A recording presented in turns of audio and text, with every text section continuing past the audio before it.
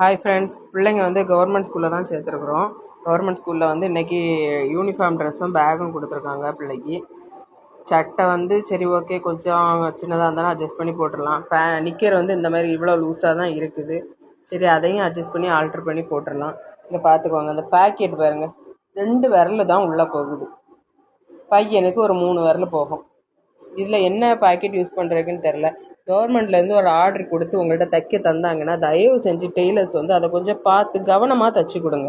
பிள்ளைங்க போடுறதாக்கும் இப்படியெல்லாம் தைச்சி கொடுத்தா எப்படிங்க? சரி, அதை தான் விடுங்க. பேக் கொடுத்துருக்காங்க. நானும் சந்தோஷமாக பேக்கை வீட்டில் வாங்கிட்டு வந்து செக் பண்ணி பார்த்தாச்சுன்னா எனக்கு அப்படியே பயங்கர ஷாக்கு. என்ன ஷாக்குனா, பேகு பாதி இருக்குது பாதி இல்லை. கவர்மெண்ட் ஆர்டர் வாங்கி தைக்கிறாங்க பார்த்தீங்களா? இங்கே பாருங்கள், பேகு பார்த்துக்கோங்க, 2 சைடு ஜிப்பு கம்பார்ட்மெண்ட் இருக்குது. இங்கோடி கை போட்டால் அந்த சைடோடி வந்துடும். இடையில ஒரு பிளாக் கலரில் ஒரு கிளாத் கொடுத்துருக்காங்க. அதை முழுசாக வச்சு ஸ்டிச் பண்ணாமல் விட்டுருக்காங்க பாருங்கள். இங்கே பாருங்கள், இப்படி கொடுத்தா எப்படிங்க நீங்கள்? கவர்மெண்ட் வந்து உங்களை நம்பி ஒரு ஆர்டர் கொடுக்குறாங்க. நீங்கள் அதை ஒழுங்காக ஃபினிஷ் பண்ணி கொடுக்கலாம்ல. சின்ன குழந்தைங்களுக்கு கொடுக்குறது தானே. எத்தனை வீடுகளில் யூனிஃபார்ம் ட்ரெஸ்ஸு அப்புறம் பேகெல்லாம் வாங்குறதுக்கு காசு இல்லாமல் இருக்கும்.